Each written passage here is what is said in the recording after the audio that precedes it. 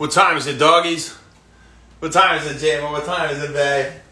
Yeah, you guys know, right? You know, good boy.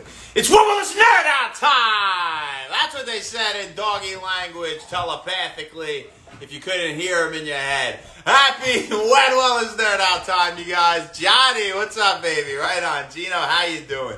And Haley, thank you guys for tuning in. So, we're going to be talking more about niacin today and kind of what could go wrong. You know, we don't like to talk about really much negative stuff, but it is a necessary thing to talk about here, as if you have too much, there are some negative implications clinically, physiologically, and some adverse side effects that you could have, and some are more serious than others, right, depending on the dosage, and we'll talk all about that, and certain diseases that can promote having that niacin deficiency and where you need a little bit more than the average person.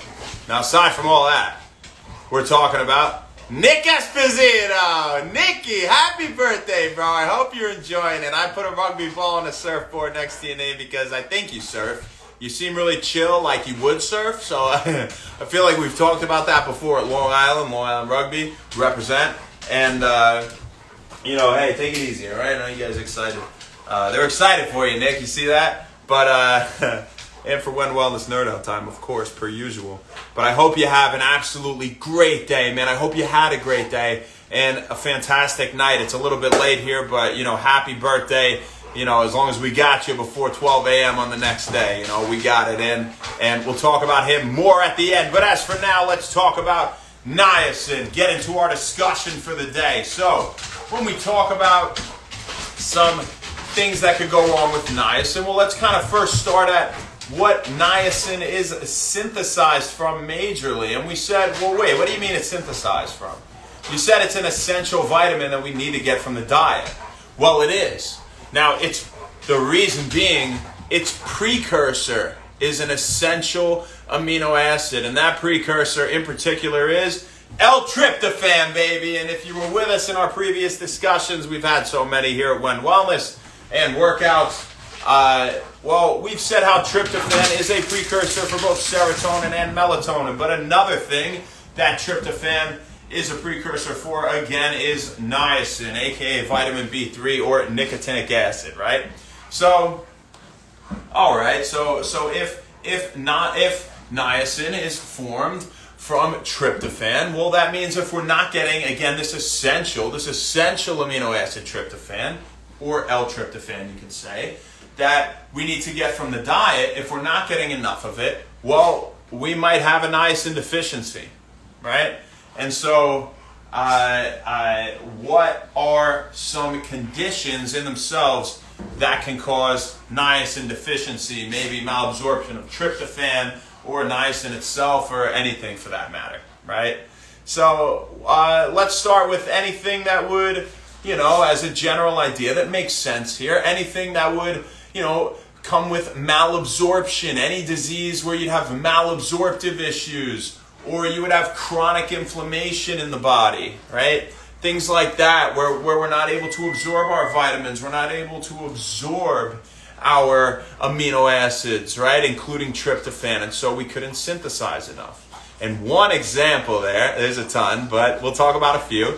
One example is Crohn's disease. And if you're familiar with Crohn's disease, well, if you're not or if you are, it's a chronic inflammatory bowel disease. And with Crohn's, you get things like ulcers as well, and fistulae, which is just plural for fistula, which are abnormal passages that are created through two anatomical structures, like, say, blood vessels in an organ, or a blood vessel in an organ, or some other anatomical structure, right? But that's just a fun fact. We don't mention something without explaining it here at When Wellness, right? Won't leave you hanging. And so, that's kind of what comes with Crohn's disease, and this usually happens specifically in that right lower quadrant where the ileum meets the colon, all right? So you get those lower right quadrant symptoms with Crohn's. Now, how it's relevant to niacin deficiency? Well, if you get this chronic inflammation and again, it being called chronic inflammatory bowel disease, right? You get that inflammation chronically in the GI tract where you can't absorb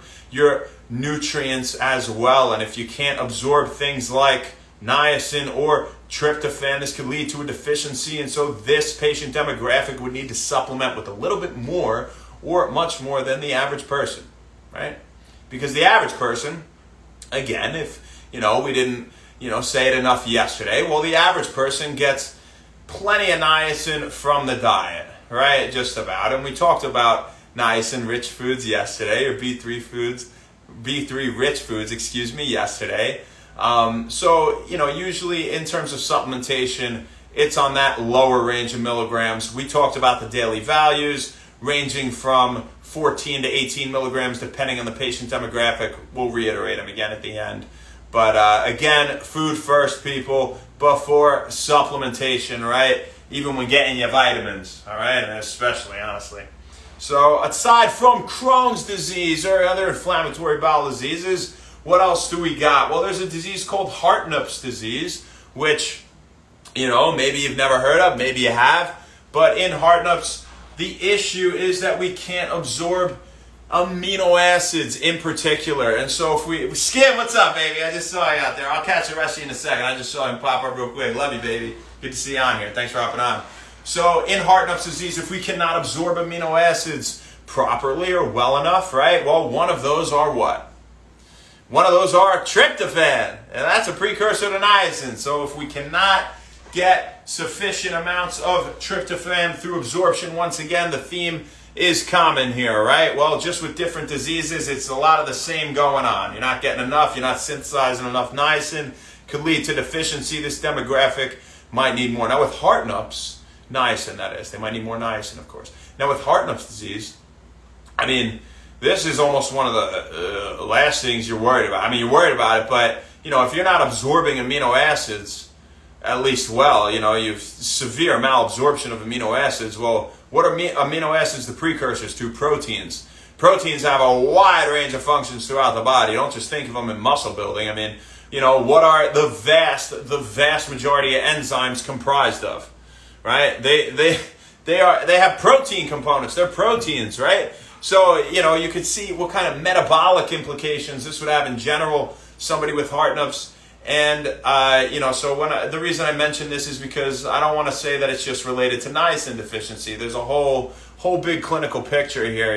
We're just talking about the relevant portion for our discussion today on what can go wrong if you don't have enough niacin, or if you can't absorb it, or if you have too much, which we'll talk about here in a little bit. So Hartnupp's is another example of a disease where you could have that severe niacin deficiency and would need to supplement with extra, right?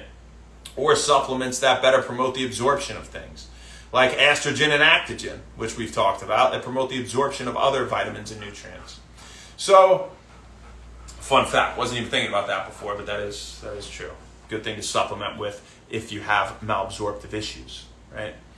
So, on top of that, what do we got? HIV, cancer, and patients with kidney issues, kidney dialysis patients, right? That, I'm sure clinically, this is related in the sense that, maybe if you're a dialysis patient, that the reabsorption of niacin would be affected, right? And so you could see how you would need more niacin if you had those diseases, conditions as well.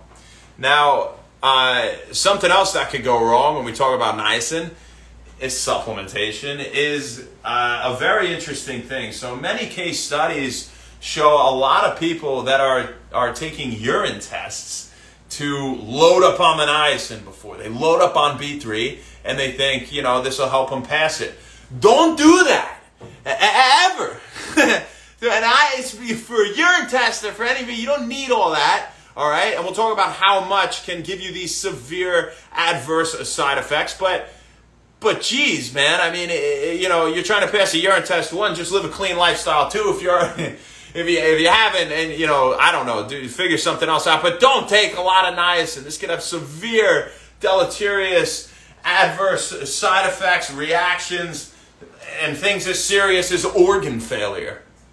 So you try to pass a urine test, and now you got organ failure. Was it worth it? Of course not. So don't go doing that either, people. I don't care what sport you play, what job you're trying to get, anything like that.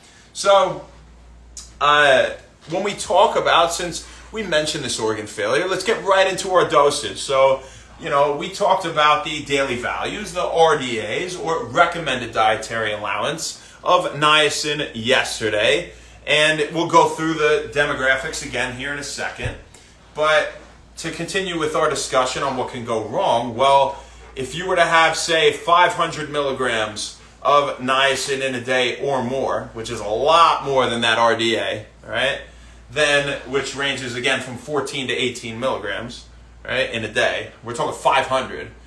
Then, you could get things like diarrhea, increased bleeding from wounds, and easy bruising. So, those aren't great. They're not life-threatening per se. I mean, it could be, in some way. But when you get up to that 3-gram range of niacin, that's where this is the relevance of people who were talking about like trying to pass the drug test. 3 grams, you can get diarrhea.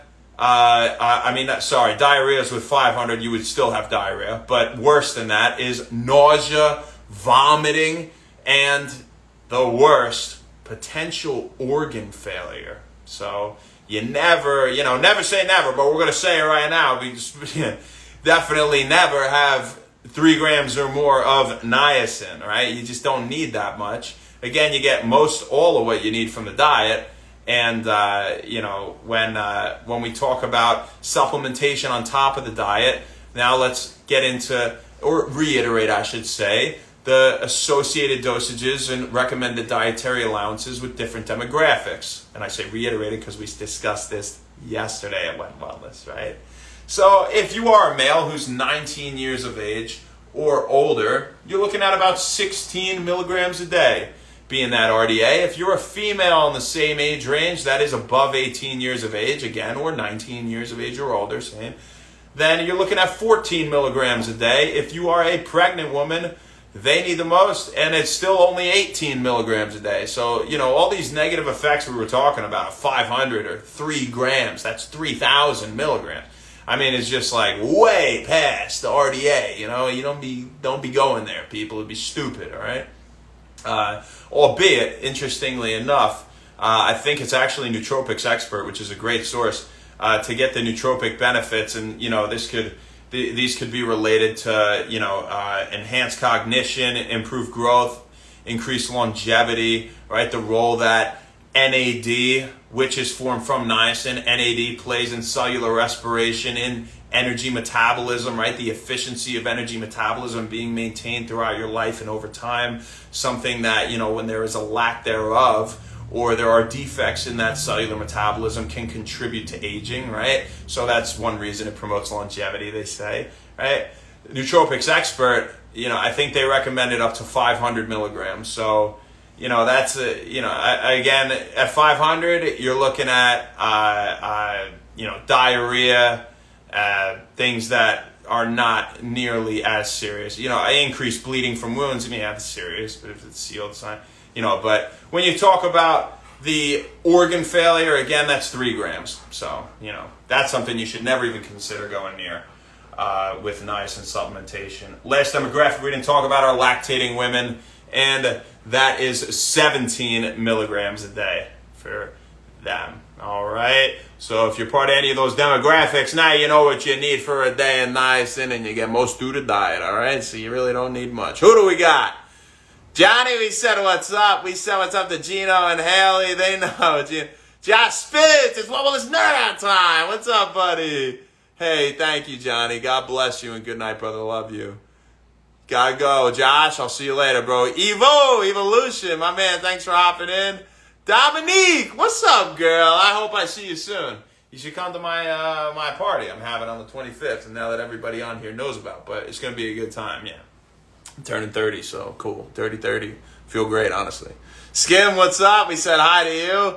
And Nasara Diaclash, hey, thank you for tuning in. And Melody, hey, thank you for hopping on, you guys. I hope you got a lot out of it. Before we go, though, let's talk about Nicky Esposito. Happy birthday, dog. Hey, man, you are a really cool dude. You're so laid back. You're so chill. And you're a great brother, honestly. Nicky I mean, even if Nicky didn't hit the gym for like months, and I'm not saying that you do that, but he would be great. He's just a gamer. He gets out there and he always performs, and he's just a cool dude that has great things to say. And you know, man, you got a good heart, and I'm thankful to have you in my life. I hope I see you at the party. I hope I see you soon. Got to reach out to you, and you know, we haven't talked in a bit, but no, 100% regardless, absolutely, this one is totally for you, my friend. So again, happy birthday. I hope it was as great as you are, my brother. And Sugar with Mercy, thank you for hopping on at the bell. Have a great rest of your night. Happy When Wellness. We'll see you tomorrow, baby. Say hi to JMO. And by hi, I mean bye. Later.